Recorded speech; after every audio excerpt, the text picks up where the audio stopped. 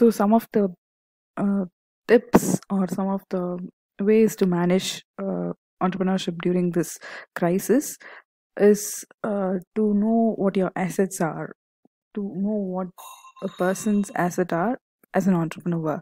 So the first asset is very easy. It's money. So you keep playing to win, not to survive. So you must have the always have the means to take your game further. You must always have a strategy to take your game further. So the first strategy will always be funds. How you get those funds, whether it's a savings or whether you get it from people outside, that's up to you. But the first step is diagnostic. How do you prepare and plan for worst case scenario? So you have to internally work on yourself, work on your project, work on your entrepreneurship idea, and you have to be prepared for worst case scenarios. Always prepare for worst case scenarios. Second is getting the expenses and revenue sources right. You have to make your company leaner by transforming your costs into something that will be much more agile.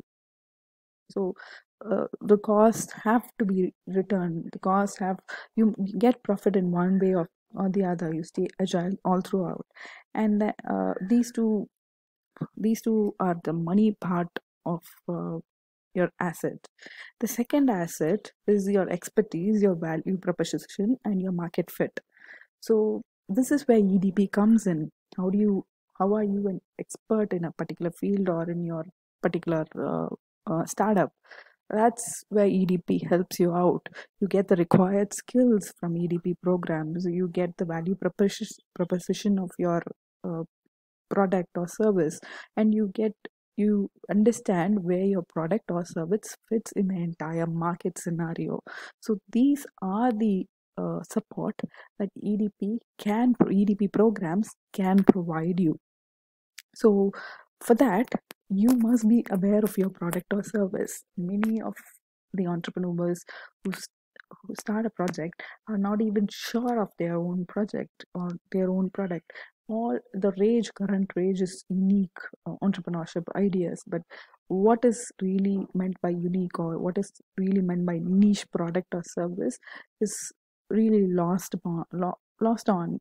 Most people have no idea about that at all. And so first on the first hand, you have a proper idea about your product or your service. Second is you have a clear idea of who your executive team is. Who are you working with? Who are your buyers? Who are your sellers? And also your marketing team, which is a major selling point in this current scenario, because the way the products have been marketed. Let's take masks for example. There have been wayside vendors have been selling masks, and we also see bigger brands coming up with masks, and all these matching matches your kurta set or your saris or your shirts. That's the rage right now.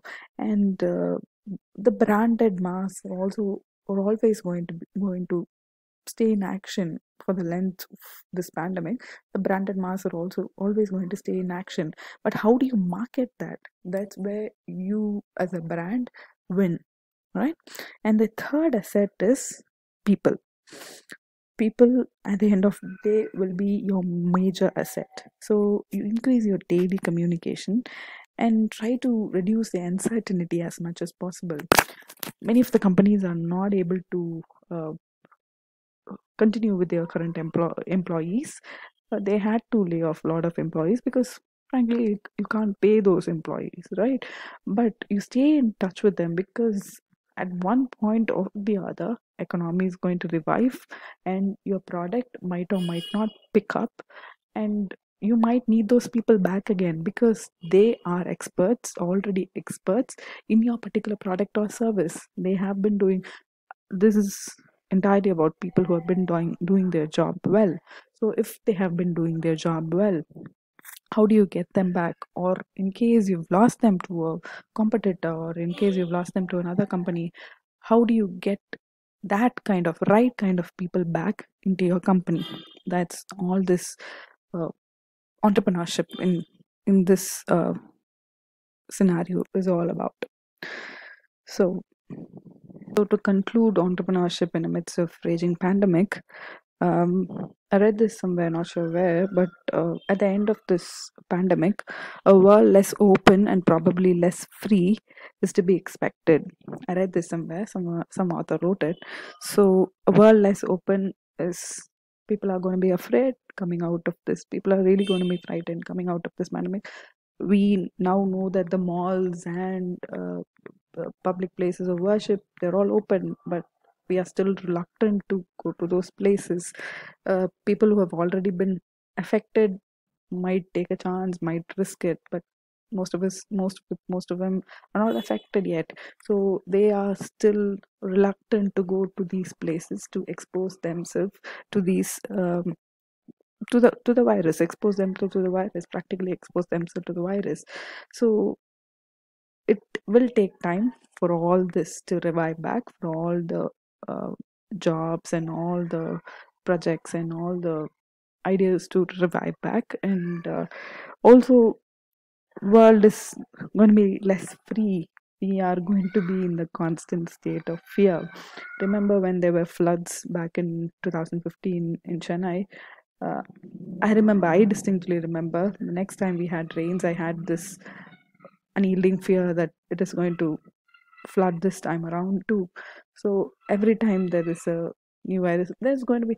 We had at the start of this pandemic, we had news articles stating that there is another virus spreading from China, and every time there is going to, especially these media people, they are going to come out with several news articles claiming that there is a new virus spreading and this virus will have such and such effects. I myself heard a rumor 2 days back that we'll have a much deadlier virus in December that might wipe out half the population of the world. So these kind of rumors are going to keep cropping up, and it is going to affect us. No matter how educated you are, how practical you are, how open to scenarios you are, we are going to be affected by these rumors. But how do we stay active and how do we stay relevant in this midst of these rumors is all about coming up in entrepreneurship. The next topic I would like to discuss about is the entrepreneurship culture. Uh, Comparing India with rest of the world. I'm sorry for the spelling mistake. Rest of the world. It's rest of the world. But what is the entrepreneurship culture like in India compared to the rest of the world? So this is not exclusively these topics. These topics, of course, COVID-19 is not in your syllabus per se, but it is part of your extended syllabus. It is good to know more, especially in this scenario when you go out to attend interviews. It's always good to know more. So this is why I'm talking about this. So what is the difference? So there's this guy called Alan Gleason who helps out, who is a consultant for these startups in US, and he has listed six structural and cultural factors that are play uh, in different parts of the nation. So these factors are going to define the entire entrepreneurship culture of the nation. So the first factor is location. So when we talk about Bangalore or Chennai, the first thing that comes to our mind is IT hub. We always think of Bangalore as Silicon Valley, right? Bangalore is the Silicon Valley of India. So next to Bangalore, when you think about IT hub in India, it's always Chennai. So OMR Road, when you think about OMR Road, nothing else comes to your mind. It's always about the IT hub there, the entire IT hub being situated there. And similar way, Whitefields in Bangalore, when you think about that, it is the IT hub of Bangalore. So the location is always important. The location defines what your entrepreneurship capabilities is going to be.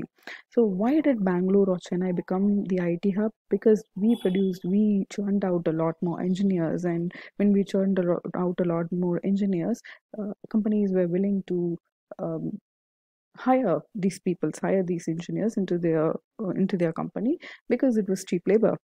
India offers cheap labor compared to other nation. India offers cheap labor. So hence why these places became the IT hub. But now jobs are less, not only because of pandemic, but we are not producing standard uh, hirees, standard people out. So companies are not willing to hire people anymore. But still, we'll continue to be the IT hub for as long as we can, right? There's a rumor that China is trying to catch up to us. China is trying to catch up in the service sector. China is trying to catch up to us. So when they do, we might lose market. Who knows? But right now, we are pacing ahead compared to other nation in terms of IT. Next is talent.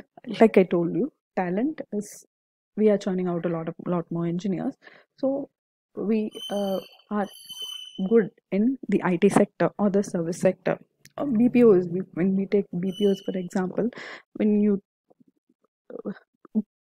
there's always a running gag that whatever phone call you every fifth or sixth phone call that you attend is will be a phone call in terms of BPO that you attend will be an Indian, right? So since we are that developed in the service sector, we are moving ahead in that particular category. So we are talented in that particular sector. Next is the market size. Market size, the need of the market, the need of the people there. Today, uh, the need of the people are hand sanitizers, and if you can produce a lot of hand sanitizer, if a particular area can provide a lot of hand sanitizer, that particular area, that particular region is going to grow economically, right? So some nations are really doing well. Some nations have not even faced any economic downtrend because they have not been affected by the virus, and their growth is going to go on in the same line. For example, New Zealand recovered really quickly from the pandemic. They found way to recover really quickly from the pandemic, and they've been doing well. So they will try to now establish a better economy without after the after effects after being affected by COVID-19. They will try to revive the economy, whereas we are still in the midst of this raging pandemic, and we are still trying to come out of this pandemic, let alone revive our economy, right? So the market size and the market scenario is always going to be important for the entrepreneurship culture. Next is support systems. Support systems is not only in terms of money, but in terms of providing the skills required, providing education on the skills required. So when you take the developed countries like US or UK, they have these lot of angel investors and VCs and crowdsourcing, funding, seeding, and all these programs are much more developed there. They have a lot more funds to offer. So they have been moving ahead in the support system sector. But in India, we don't have that many support systems, and if we do have support systems, they're not catered to all kinds of people. Like I told you, a vendor at Marina Beach or Besanaga Beach cannot go and pitch a particular product to a VC because they're not willing to hear that kind of uh, projects. They are looking for technologically developed technologically developed products that will stand in the industry. But these people are also relevant to the economy. Who provides funding for them? And that's where the social problems come in. People uh, go and borrow money for higher interest, and they're not able to repay, and there has been a lot of suicides that have been reported. So there are negative effects as well as positive effects of this entrepreneurship culture. But the diversity, the partiality, to put it bluntly, the partiality between uh, the haves and have-nots is very distinct in this startup culture or in this entrepreneurship culture.